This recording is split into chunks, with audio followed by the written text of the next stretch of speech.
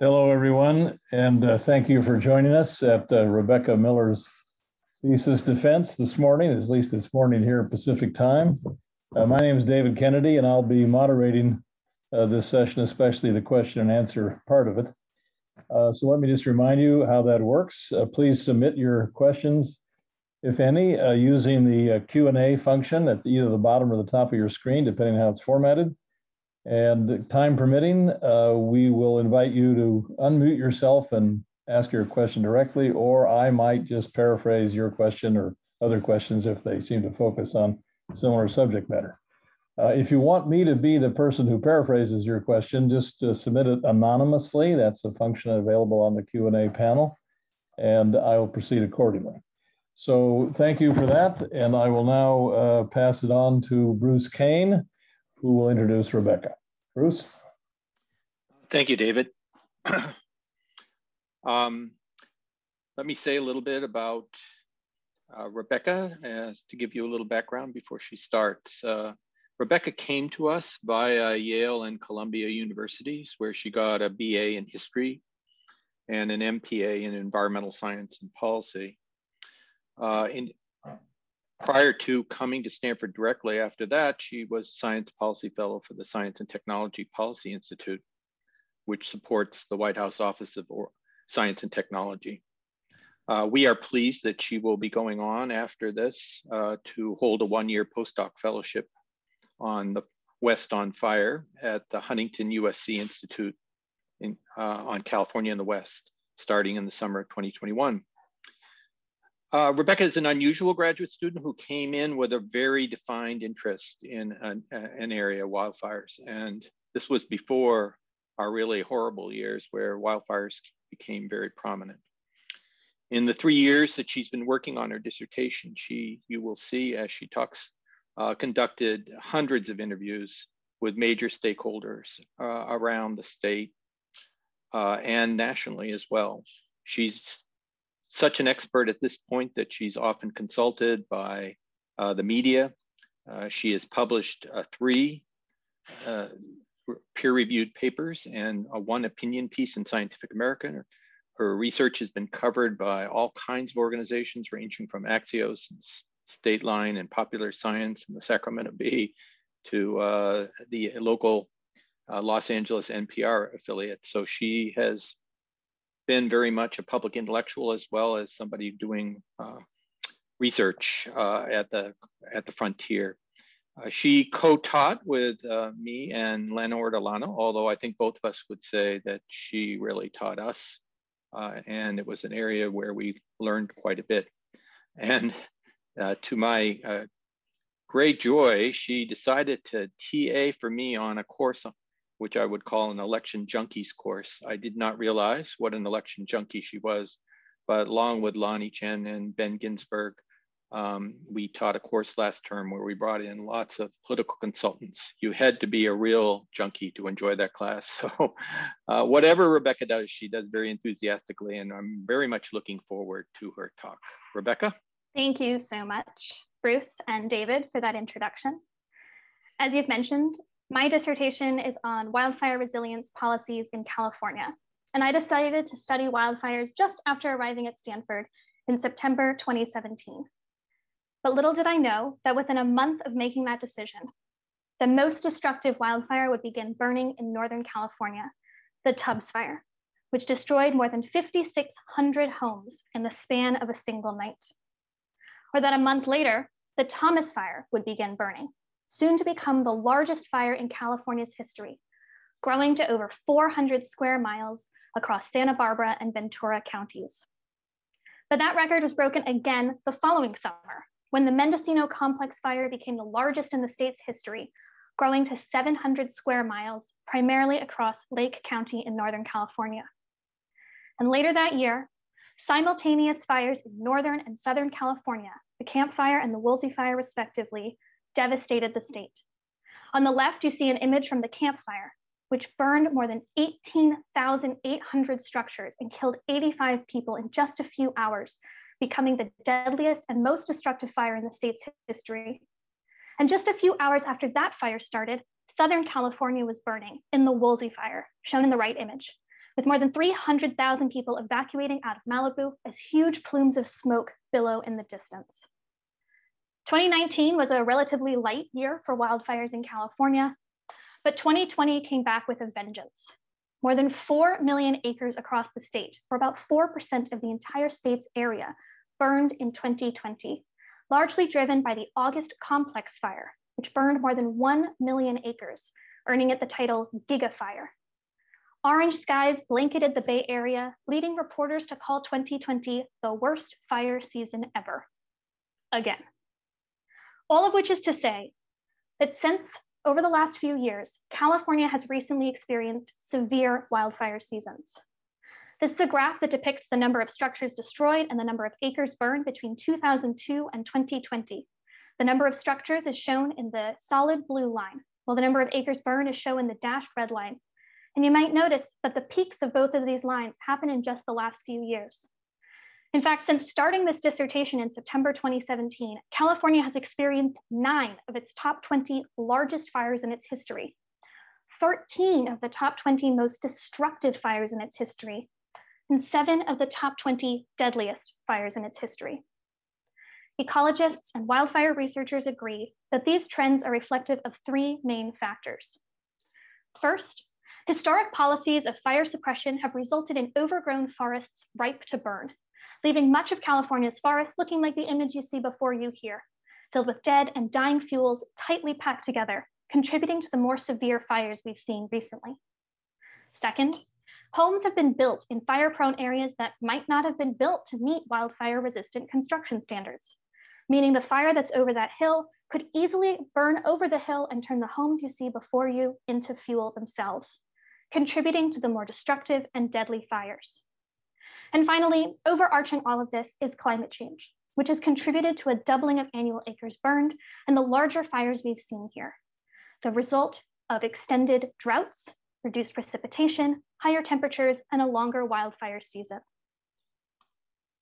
In this dissertation, I look at 5 chapters exploring wildfire resilience in California. My first chapter looks at historic prescribed burn policies throughout the 20th century. Prescribed burns are purposefully set fires designed to reduce fuel concentrations, thus reducing the risk of a wildfire burning through. But we don't use them in California today or historically. And in my second chapter, looking at current contemporary prescribed burn policies, I explore the reasons why we don't use them enough right now. In my third chapter, I look at local wildfire-resistant construction standards to understand why cities do or do not require construction to wildfire-resistant standards, thus reducing the likelihood of a structure ignition. My fourth chapter looks at school closures caused by wildfires or other reasons on educational outcomes across the state, while my final chapter looks at 3 recent wildfires in Northern California, and I spoke with nonprofit representatives about the best practices they recommended for wildfire recovery. However, for the purposes of this presentation, I'll be focusing exclusively on the first 3 chapters, looking at fuel treatments historically and today in California, as well as wildfire-resistant construction standards. My first chapter is Prescribed Burns in California, a historical case study of the integration of scientific research and policy. California used to look a lot more like the image that you see before you from 1899. This is Yosemite Valley, where the Awanichi people used cultural burns to reduce fuel concentrations and also to promote the growth of traditional food sources like acorns and basket weaving material like hazel.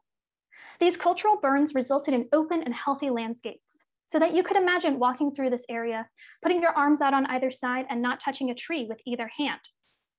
This contributed to what John Muir referred to as the park-like environment of California. But Western ecologists and timber owners didn't like fire. They viewed it as detrimental to increasing the amount of timber per acre. Therefore, common perspectives on burning, shown by Richard Barker from the US Forest Service in 1912, published in the Journal of Forestry, read like this: indigenous burning was not forest protection. It was forest devastation, pure and simple. This inaccurate perspective that fire was bad for these ecosystems resulted in overall suppression policies, efforts to reduce or prevent wildfires from burning. These criminalized indigenous burning and also were intended to keep fire off the landscape entirely. Again, to promote the growth of timber. But it had unintended consequences because these historic fire suppression policies resulted in tremendous vegetation overgrowth, like you see before you here, in that same Yosemite Valley, but over 100 years later. You might look at this image and think, oh, it's so pretty, it's so healthy, it's so beautiful, it's so green. But in reality, this is a much less healthy landscape. These tightly packed trees mean that pests and disease and insects can more easily spread. And all that extra wood means more fuel for a potential fire. But again, these policies were a reflection of the science at the time, because in the mid-20th century, forest managers and ecologists emphasized the detrimental impacts of wildfires. They would look at a picture like this and only see the negative consequences, the reduced air quality, the negative smoke impacts and water quality impacts, the destruction of homes, the soil erosion. And they would ignore the potential benefits that these wildfires might offer: soil rejuvenation, improved biodiversity, even the reduction of fuels to prevent another wildfire from burning through. And they conflated these wildfires with prescribed burns, intentionally set and controlled fires. These fires are designed to stay small and controlled and to avoid burning out, escaping, and setting someone's house on fire. And they can only be done under very specific conditions related to temperature, humidity, and wind speed. So if it's too hot or the winds are blowing too fiercely, these burns just can't happen. But this opposition to using prescribed burns wasn't ubiquitous across the United States.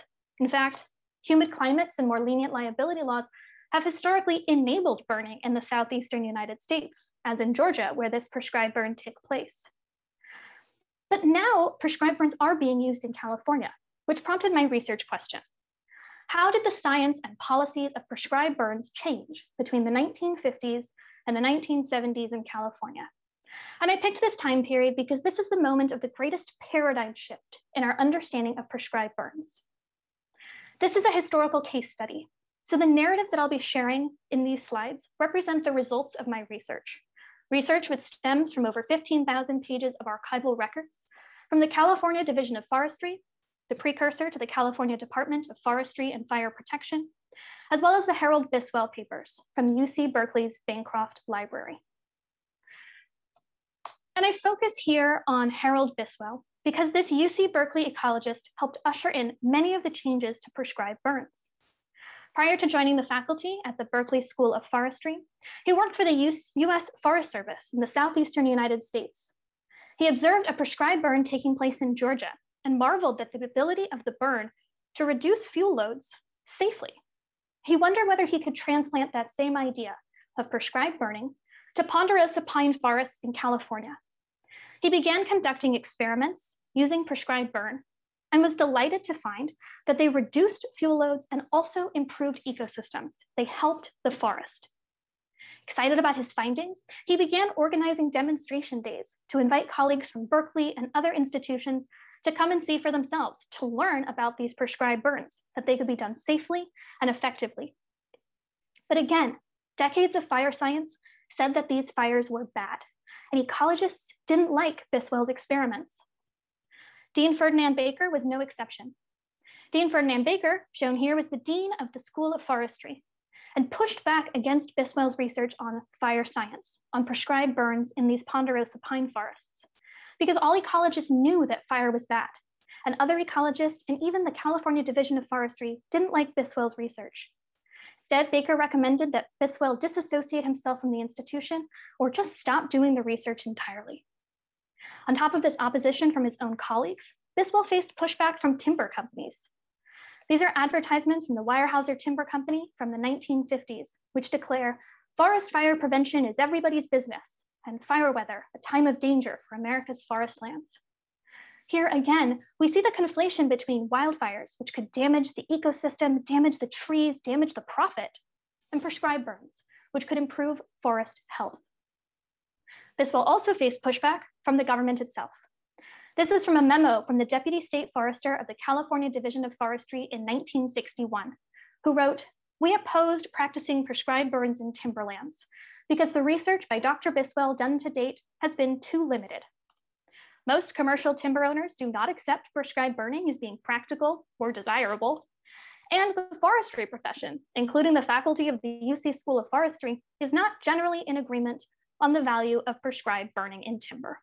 Here we see the three main pushes against prescribed burning in California: the government, the timber companies, and other ecologists, and even Biswell's colleagues. But that didn't stop Biswell. Biswell continued this research and doubled down on the public outreach, talking to anyone who would listen about the science of prescribed burns, and even bringing them to demonstration days. He spoke with newspaper reporters and magazine editors and gave speeches at events like Rotary Club meetings, all to spread this message. And he also recognized the importance of targeted messaging, specifically to the forest managers and ecologists who were most responsible for taking care of these lands, the people who had the most to gain from forest health. He organized demonstration days for these timber companies and timber representatives and showed them that you could burn safely, improving forest health.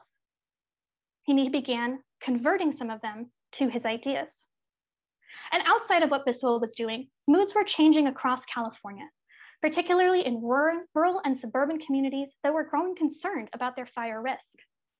For example, this is an editorial from 1962 from the Lake County Record B, which reads, "As the smoke filters from our nostrils, a thought. While we're still attempting to wheeze out some of the smoke we've eaten for breakfast, lunch, and dinner the past several days as a result of the nostril-twanging Widow Creek fire on Cobb, would be a most momentous time to replant an oft-sought thought, that of control burning, with the State Division of Forestry. We only wish that some of the forestry wheels in Sacramento had been owners of destroyed homes and other possessions. If the state, as we've been told, indeed has plans for increased controlled burn activities, we say get with it. You're years late already." Here we see the demands from these rural and suburban communities for more prescribed burns from their state government because they wanted protection from these fires. But even this demand across the state didn't change anything. It was ultimately the ecologists who transformed this movement. In 1963, the US Department of the Interior released the Leopold Report, which revealed that fire suppression, fire exclusion, was actually contributing to reduced biodiversity and ecosystem health in the national parks. It wasn't fire that was bad, it was the absence of fire. And this was particularly devastating for California's state trees, the sequoia and the redwoods. This is an image of Big Basin State Park, the redwoods in the background and a person there for scale. And this realization that these trees could not germinate without fire helped prompt policy change. In 1968, the National Park Service changed its policy to reintroduce fire, specifically prescribed fire, onto the national park system. And 10 years later, the US Forest Service followed suit. This is an image from 1970, preparing for the very first prescribed burn taking place in Sequoia and Kings Canyon National Park. On the right is Bruce Kilgore, a contemporary of Biswell's and another major proponent of these prescribed burns. And this demonstrates the extraordinary change that was taking place on the federal and state levels and the recognition of the need for fire. As I look back on Biswell's work and as I've read through his archives, I note three key things that made him a successful contributor to the paradigm shift of prescribed burns. First, he engaged in science communication. He talked to anyone to teach them about the science of these prescribed burns, that they could be done safely. Second, he targeted the right stakeholders. He worked on the people who could do something about these forest ecosystems, the forest managers themselves. And finally, he persevered. Despite pushback from timber companies and the government and other ecologists, he continued this research. This last image I have here of Biswell is Biswell on the left and his doctoral student Jan van Wagdendonk on the right, looking over at a prescribed burn taking place in Yosemite. Van Wagdendonk's doctoral dissertation was on prescribed burning in Yosemite, and the guidelines that stemmed from his dissertation are still being used in the park today. By the 1970s, prescribed burns were accepted in California. However, they remain underused as a fuel treatment, which brings me to my second chapter: barriers and enablers for prescribed burns for wildfire management in California. As I've already discussed, historic policies of fire suppression have resulted in overgrown forests ripe to burn. Today in California, about 20 million acres now need fuel treatments. Field treatments refer to any effort to reduce fuel loads, reduce fuel concentrations, to reduce the risk of a wildfire burning through. These field treatments could include prescribed burns, but also mechanical thinning, like timber harvesting, or even natural wildfire ignitions caused by lightning in certain cases. But the goal is 20 million acres. And ideally, we'd be treating at least 1 million acres per year. Right now, however, prescribed burns only meet 10% of that goal. We're only burning about 100 to 125,000 acres a year using prescribed burns. And that's just not enough. As Bill Tripp from the Karuk Tribe Department of Natural Resources wrote in an op-ed in The Guardian in 2020, we know the solution is to burn like our indigenous ancestors have done for millennia, but too often we are told we can't burn. This issue, that we're not burning enough, prompted my research question. What are the barriers and enablers to deploying more prescribed burns across California? This is a mixed methods research study examining the political and policy barriers and opportunities to using more prescribed burns. To do so, I looked at prescribed burn data across the state, proposed state legislation related to wildfires and also prescribed burns, and I conducted, transcribed, and coded using qualitative content analysis 40 interviews with academics, nonprofit representatives, and federal and state government employees. My first big finding is that there's a gap that exists between planned and actual acres burned each year. This graph shows the number of acres that are planned for burning each year in the dashed blue line, and the number of acres that are actually burned each year in the solid gray line.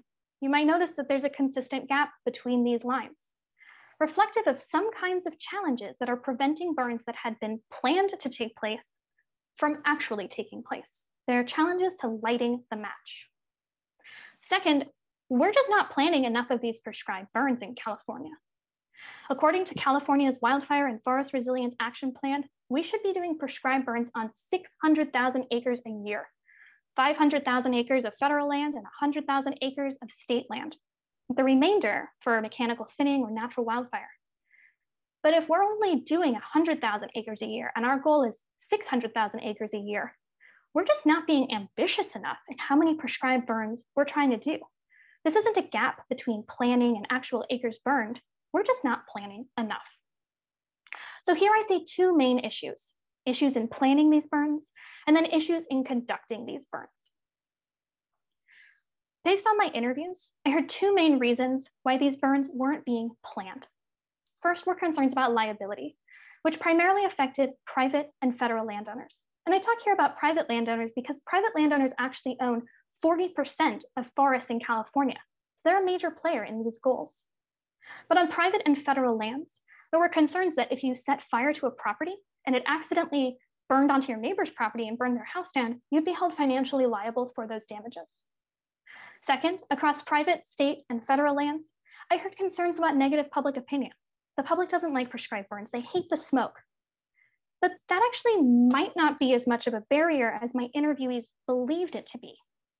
There's lots of academic research that does polling of the public looking at their opinions on prescribed burns and finds that they tend to like prescribed burns, that the public understands the difference between the small smoke that comes from a prescribed burn and the significant fire smoke that can come from a major event, a major wildfire.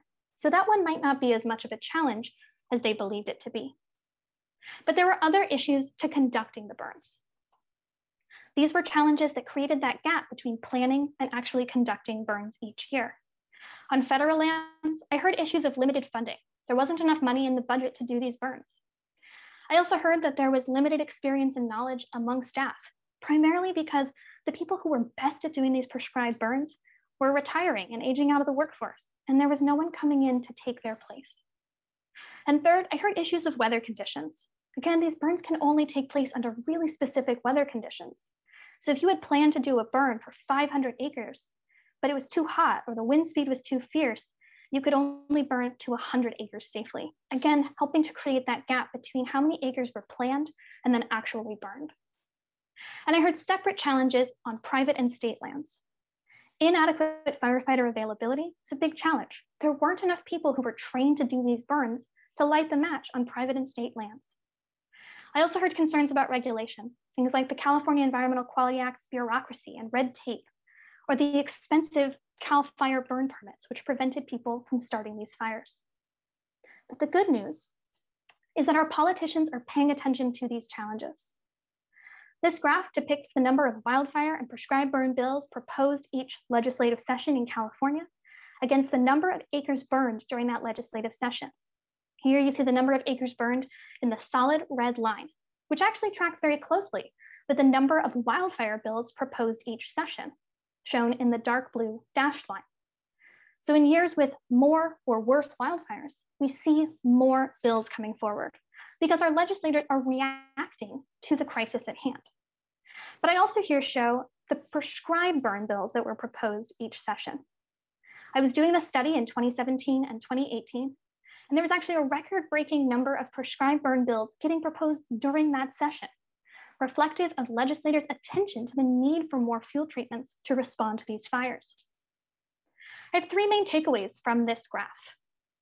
First, it shows strong leadership, that our executive and legislative branches are doing something about the problem of wildfires and about the need for more fuel treatments. Second, it shows political collaborations. Many of the bills that these legislators are proposing were worked on behind the scenes with CAL FIRE representatives or with people from nonprofits dedicated to ecosystem health and forest resilience. And they worked to craft that language to then propose it in these bills to make our forests safer and healthier. And finally, it shows the opportunity that can come from a crisis. Our legislators responded to these disasters with action, which is what we really want them to be doing, helping to improve our forests and our communities from fire. And in fact, during this study, some of these barriers started to be addressed. The laws changed. Some of these started addressing the barriers that I identified in my study. These included clarified legal language on liability for private burners to reduce their risk. They included new education programs designed to teach the public more about prescribed burns. And they also included a new training program to teach private landowners how to conduct prescribed burns safely on their property. This is just the start of addressing these barriers, but it's good that we're making progress. But the other challenges remain, primarily on federal lands, which means we need to be looking to the federal government to take steps to begin addressing some of these barriers that prevent us from conducting more burns in the state. I've just spent the last two chapters talking about prescribed burns, but I want to note that these prescribed burns alone are not the solution. To address 20 million acres that need fuel treatment, or 1 million acres every year, we need an all of the above approach. We need prescribed burns, mechanical thinning, and natural wildfire. Every tool in our toolbox to start address the historic deficit of 20 million acres that we've put ourselves into. In my first two chapters, I focused on fuel treatment policies in California, but in my third chapter, I'll be talking about structure protection, factors influencing adoption and rejection of fire hazard severity zones in California. As I've previously discussed, homes that are built in fire-prone areas might not meet wildfire-resistant construction standards, which means that the fire over the hill could turn these homes into fuel themselves. But the good news is that we know how to build homes to withstand wildfires, to reduce the likelihood of a structure ignition. Both of these homes are receiving a stream of embers being shot at them, but the house on the left is on fire, while the house on the right is perfectly fine. The result of wildfire-resistant construction standards, referring to the house roof, the windows, siding, the doors, even the little yard right in the front. Here I was looking at a public safety question. Why would we build homes in California like the house you see on the left, the house that's on fire, when we know how to build homes in California to the house on the right, which is withstanding this ember stream? And it turns out that how we build in California is dependent on where you're located. California is divided into 3 responsibility areas: federal, state, and local. The gray area you see on this map are federal responsibility area. It's 48 million acres across the state, or about 46% of California, and that's owned and operated by the federal government, which means if a fire starts in that gray area, the US Forest Service or the National Park Service or the Bureau of Land Management will be responsible for responding to that fire. The pink area represents 31% of California, and that's state responsibility area, which means that if a fire starts in that area, CAL FIRE is going to be responsible for your fire protection. And then if you're located in the yellow area, that's local responsibility area. That refers to local incorporated jurisdictions that are responsible for your fire protection. So if your fire breaks out in Palo Alto Fire Department is going to come to your rescue. And again, this matters because it influences how we build in California. In 1980, the Panorama Fire burned 325 structures and killed 4 people in San Bernardino County, state responsibility area. I showed you in the previous image was the pink area. And in response to this fire, the state legislature required CAL FIRE to identify and enforce fire hazard severity zones on state lands, state responsibility area, which means CAL FIRE looked for, across the land, moderate, high, and very high fire hazard severity zones and classified area into one of these 3 categories. These fire hazard severity zones represent the underlying characteristics of an area: topography, slope, fuels, wind speed. And this ranking helps to identify areas of essentially the greatest danger for fire, but again, only on state responsibility areas. But 11 years later, the Oakland Hills fire became the most destructive and second deadliest wildfire in California's history, this time on local responsibility area, the yellow location on the map. And in response to the Oakland Hills fire, the state legislature required CAL FIRE to recommend very high fire hazard severity zones in local jurisdictions, the yellow location on the map. And instead of the moderate, high, and very high, this was only the very high level. What this ultimately means was that CAL FIRE made maps, which look like the ones you see here. On the left are the fire hazard severity zones in state responsibility areas. To identify locations of moderate, high, and very high fire hazard severity: yellow, orange, and red. And on the right, you see the draft, or the recommended fire hazard severity zones in local responsibility areas, but only the very high, the red. These maps came out in 2007, and they influenced how construction would take place in California going forward.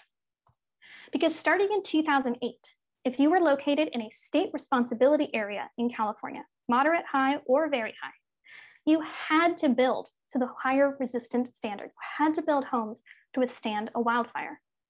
But if you were located in a local responsibility area, those were just recommended maps. Your local government, your local city council had a choice. It could choose to accept the zone designations and require future construction in the very high fire hazard severity zones to the higher level, or you could reject the zone designations and continue to allow construction at the lower standard. Which prompted my research question. Why did local cities accept or reject the zone designations and associated building codes? Again, a public safety question of why you would choose to build to the lower standard.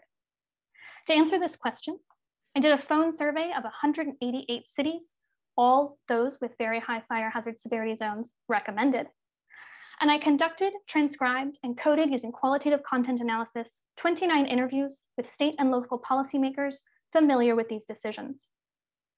What I found was that across state responsibility areas, representing 31% of the state, the zones were required. Construction at the higher standard was mandatory, all throughout this pink area. But again, the cities had a choice. And of the 188 cities with a choice, 173, or 92%, accepted the zone designations, agreed to build the higher construction standard. Which also meant that 15, or 8% of the cities rejected the zone designations and chose to allow construction at the lower standard. You might notice that the federal responsibility area is not listed on this map. That's because the state of California does not have jurisdiction over federal lands and doesn't make fire hazard severity zone maps on federal responsibility area. But now I knew which cities had accepted and which had rejected these zones, and I turned to my interviews to understand why. I heard 3 main reasons to accept the zone designations.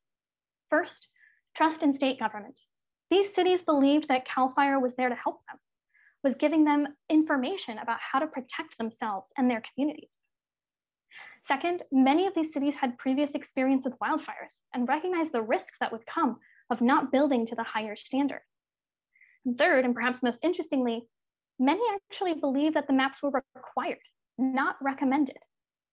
This was the result of confusing wording of the law. And so cities believed that it was mandatory when it was not. I also heard 4 reasons for rejecting these zone designations. First, there was no funding from the state government. The state government had given them some money. Maybe they would have implemented the zone designations and the building codes. Second, I heard that there was limited space for new development. Again, these construction codes were specifically for new construction in the very high fire hazard severity zones. But if there was nowhere to build in those zones, what was the point of requiring higher levels of construction? Third, I heard concerns about worse insurance options, that insurance for fires was going to be even more expensive, or that insurance companies might drop homeowners because the risk was too great. And fourth, I heard fears about lower property values. People were concerned that their homes would be less expensive and yet still harder to sell if they lived in a very high fire hazard severity zone. You might notice some trends between these 2 columns. On the left, we hear lots of reasons related to public safety to accept the zone designations. And on the right, lots of economic concerns. Here, public safety and economic interests were pitted against each other, ultimately affecting construction and public safety. Now, in the middle of doing this research, the law changed. The state legislature passed a law in 2018 that made the zones a state-mandated local program. This didn't change anything on state responsibility area land, but it meant that for local responsibility areas, any future construction, when new maps came out, had to be built to the higher level of construction. You could no longer choose to reject the zone designations, which means the maps that were recommended in 2008 became required when new iterations were released in 2020. But that doesn't mean that the maps are perfect, because they don't actually predict exactly where a fire is going to burn. These are maps from Santa Rosa and its very high fire hazard severity zones. The map on the left are the recommended zones from 2008, which were also accepted. And on the right are the 2020 required maps.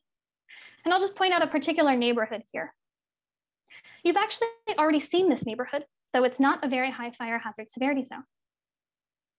The neighborhood is Coffey Park, one of the neighborhoods that was most badly devastated by the Tubbs fire in 2017.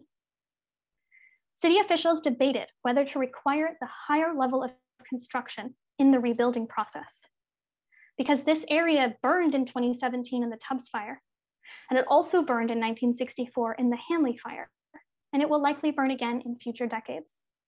But instead, because it wasn't located in a very high fire hazard severity zone, this burned out California town ignores stricter building codes, even with wildfire threat. Because, as the city's fire marshal Scott Moon said, it comes down to the cost of the project. Fire resilient materials can be more expensive, and the numbers we've heard is 25 or 30% more for the building materials. However, some economists dispute that, saying the cost difference is minor. But again, we see this conflict between public safety and economic interests. And beyond this case study, we can see parallels to other issues. Current debates about mask mandates and vaccine recommendations or requirements or passports very much parallel these wildfire zone designations of whether recommendations offered are as effective as requirements. In this particular case, economic concerns were threatening public safety, which prompted the state government to intervene in order to support public safety because the state government viewed local economic fears as putting people at risk. As I look back on my dissertation research over the last few years, there are 3 key themes that emerge for me. First, severe wildfires are prompting new policies. Our legislators are paying attention to these disasters and proposing bills to make changes. And even in the course of my research studies, the laws were changing. More prescribed burn bills were proposed during my studies than had been proposed in California's legislature in the past. And the same is true for bills about structure protection. these issues were gaining attention from our legislators because we want government to be responding to crises, and they were. Second, decisions made at the federal and state level ultimately can affect local public safety. As I discuss in my second chapter, many of the barriers that have not begun to be addressed to promote the use of more prescribed burns remain on federal lands, which means that we need to be looking to the federal government to invest more and hire more prescribed burners to prevent future smoke from a wildfire from affecting your community. And as I show in my third chapter, decisions made by the state government can also affect local public safety, because the decision to make these zones recommendations versus requirements ultimately affected construction and how well our homes can resist a wildfire. And finally, wildfires are a long-term problem in California, and they require long-term solutions. The image you see on the left is of a family looking over the remains of a home burned by a wildfire in the 1940s in Malibu. And on the right is a man doing the exact same thing after the Woolsey fire in 2018. These fires aren't going away. And my dissertation actually looks at the last 100 years of wildfire policies. The laws changed over the course of my research because of changing science and our changing understanding of what these communities need. But it's not enough to change the law once and move on. We need long-standing commitment from our government to act in our interests to promote community resilience. In some ways, we're seeing good news. Gavin Newsom just signed a bill to bring more than $500 million towards home hardening, referring to structure protection, as well as prevention, referring to forest resilience and fuels treatment like prescribed burn. And that's on top of $1 billion that's being injected into the budget for the next year to again improve on these two problems. But that's a one-time offer. And $1.5 billion this year isn't going to solve all of our wildfire issues. Again, we need commitment in the long term to protect our areas, to protect our communities. Fires aren't going away. Estimates of droughts over the next summer indicate that California and much of the Western United States may see yet another devastating fire season, which might exceed that of 2020. Nor is it just the West that's on fire. Places all over the world are experiencing wildfires. Just a year and a half ago, we were talking about devastating fires in Australia, but you could hear the same stories in Spain, or Portugal, or Greece, or the Amazon, or even just a few weeks ago in South Africa. But the good news is that mitigation efforts like fuel treatments and wildfire-resistant construction work, and they are critical to protecting our communities. But we can't forget all the communities that have already seen a wildfire. The long-term impacts of those disasters on local communities will remain. And in many cases, will last years, if not decades. The good news, though, is that many of these local communities are investing in mitigation and preparedness as they work towards recovery. Because with effective fuel treatment and structure protection policies, we can adapt to live and to thrive with wildfires in California. Thank you so much. Thank you, Rebecca, for a truly fascinating and instructive and informative presentation. Thank you so much. We're now going to pass for about 10 minutes or so, at least, of a Q&A. And let me remind you, the way to do it is to submit your question in the Q&A function, which you'll find either at the top or the bottom of your Zoom screen.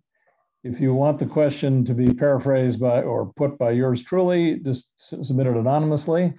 Or if you'd like to be recognized to ask your question live, we will try to recognize you and give you that opportunity. But there's already one question submitted anonymously, and actually, as it happens, it was a question very much on my mind.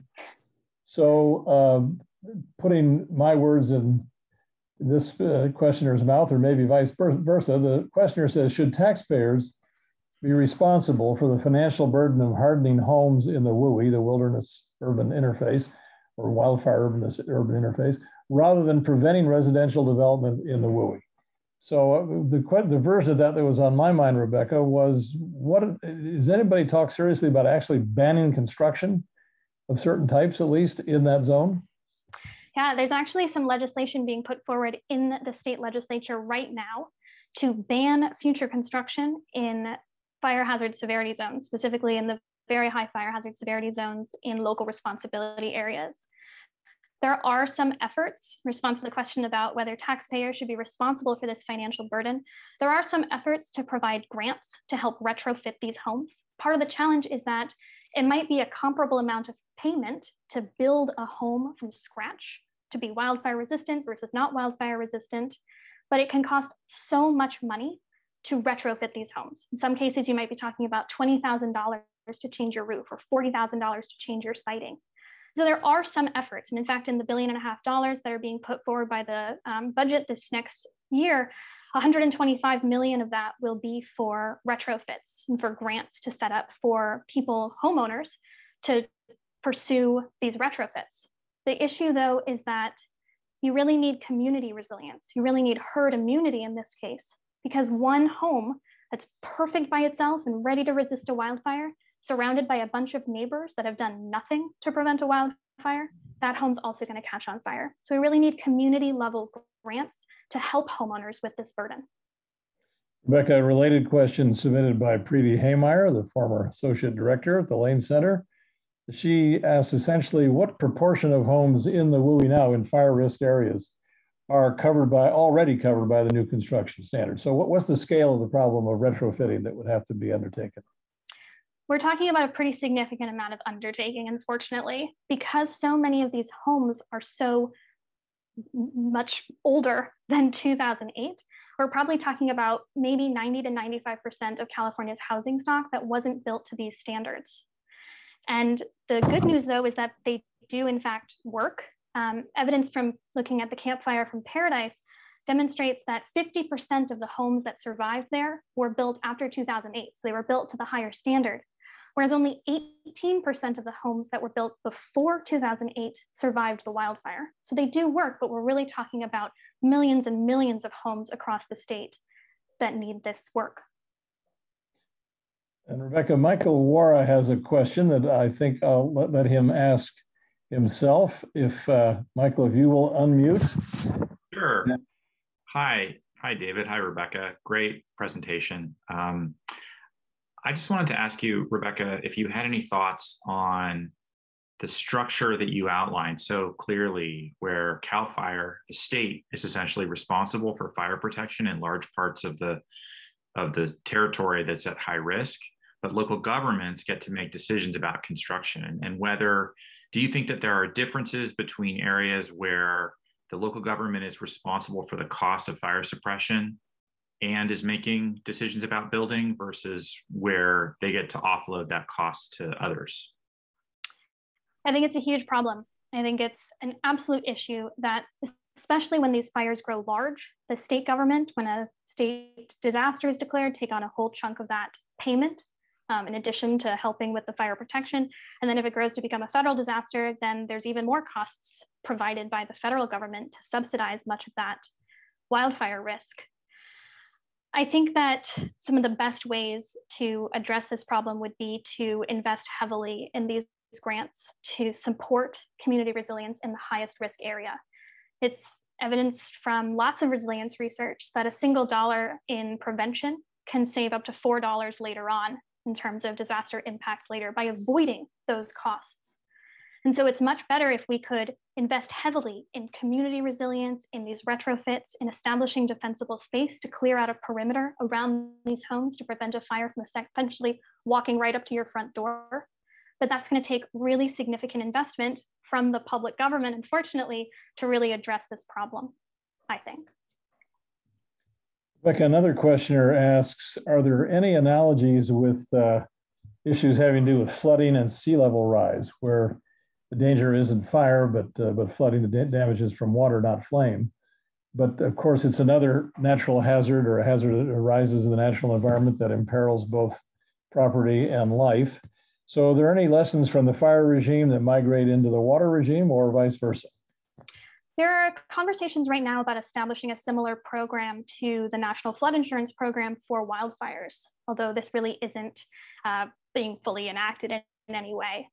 But one of the big challenges between floods and wildfires is that for floods, you can essentially protect an entire community by raising up all the homes or by establishing levees or something to protect a huge area. But for wildfires, you need an and approach. You need both community resilience, and you also need to protect individual homes. And that individual home protection requires constant maintenance by the homeowner primarily.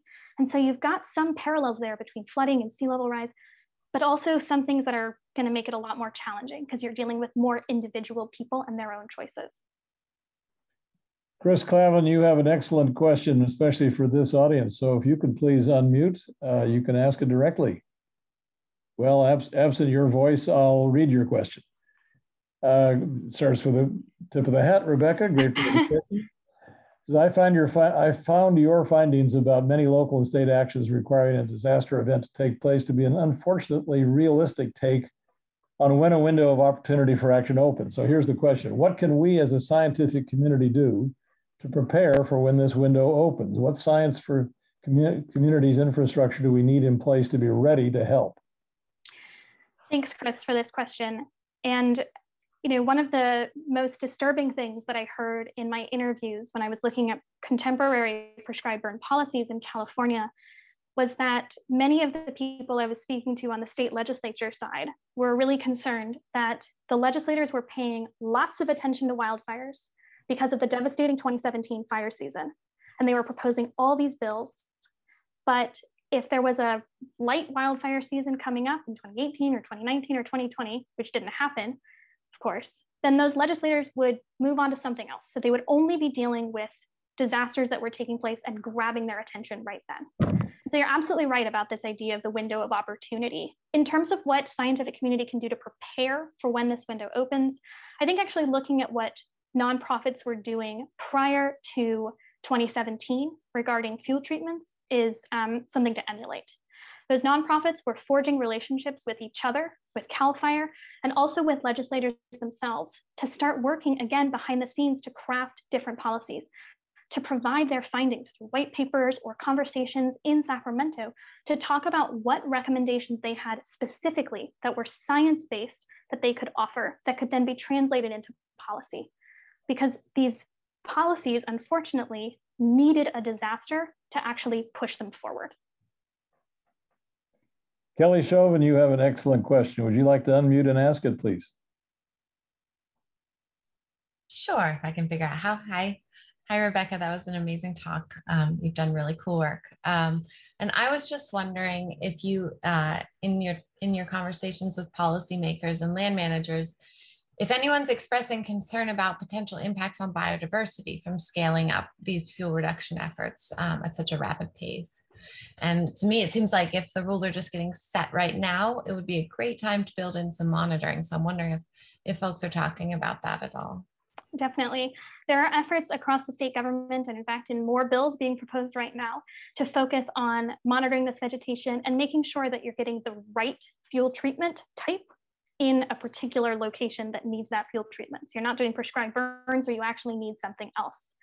And this, I think, issue is particularly important in chaparral in Southern California, because most chaparral actually shouldn't have things like prescribed burns. And there are needs to, again, emphasize that the biodiversity impacts are not being negatively affected. We want to be using the right fuel treatment in the right location. CAL FIRE just produced something called CAL VTP, the Vegetation Treatment Program, which is specifically designed to help match up fuel treatment type with particular locations that need that fuel treatment to better expedite the fuel treatment that is most necessary ecologically for those locations. Judd King, another excellent question about the future. Could you please unmute and ask that, please? Hey, great presentation, of course. So this is a lay question. I really don't know anything about this, so anything you tell me will be a revelation. But I'm wondering, are there projections about how much worse this is likely to get over the coming years due to climate change? And what does that change? Does that change the calculus for what needs to be done moving forward versus what might have been useful in the past? Climate change is exacerbating this problem significantly. And projections indicate that we might be looking at a doubling or tripling or even 5 times as many acres burned in a given year within, say, 100 years because of climate change. Wow. So it's particularly important right now to be acting on these fuel treatments to reduce the fuels load so that if a fire does occur, it's not one of these severe wildfires that we've been seeing recently. And in terms of how it changes the calculus, it means that we need even more effort moving forward. And I think that we've seen some of that change taking place even just in the last few years. Just a couple of years ago, the state government had a goal of treating 35,000 acres a year. That's it, 35,000 acres. But as of last summer, they've now got a goal of treating 500,000 acres a year, which is more than a 10 times increase in their goal, which is great. And we need those kinds of goals, those lofty goals to reach, but we also have to meet those goals to meet the overall need. So I really hate to bring this discussion to a close, but we're all beholden to the tyranny of time, I'm afraid, and time is limited. But Rebecca, I think you had a few final words you wanted to say. I do. Thank you, David. I just want to take a moment to thank everyone who's helped me so much over this entire process. There have been so many of you, including, of course, my committee. You've been extraordinarily supportive and encouraged me throughout this multi-year process. Particularly Chris and Bruce, you've just been such fantastic advisors. Katharine, you are an extraordinary mentor. Glenn, you were the very first professor I took a class with at Stanford, and I've stuck by you the rest of the time. And David, you've been just a fantastic chair, and I look up to you so much. The E-IPER staff, you've also been tremendously wonderful. Nicole, Anne-Marie, Gabby, Anjana, Sue, of course, Miley, Karnik, and I, you've all made this such a warm and welcoming community for all of us. I want to thank all the staff and mentors, primarily from Woods and also from the Bill Lane Center. Particularly, I want to thank Iris, without whom my fourth chapter would not exist at all, because she worked with me despite finding brand new ways to make R break. And also Michael Awara for all of your help over the last few years.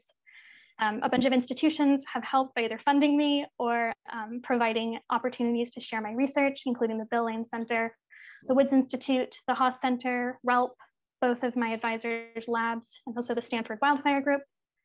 I've also been really fortunate to be funded by a number of different grants and fellowships, including the GE Research, E-IPER Summer Research, Lane Research Grant, the Stanford Interdisciplinary Graduate Fellowship, the Ewing York Foundation, and the Kimmelman Family E-IPER Fellowships.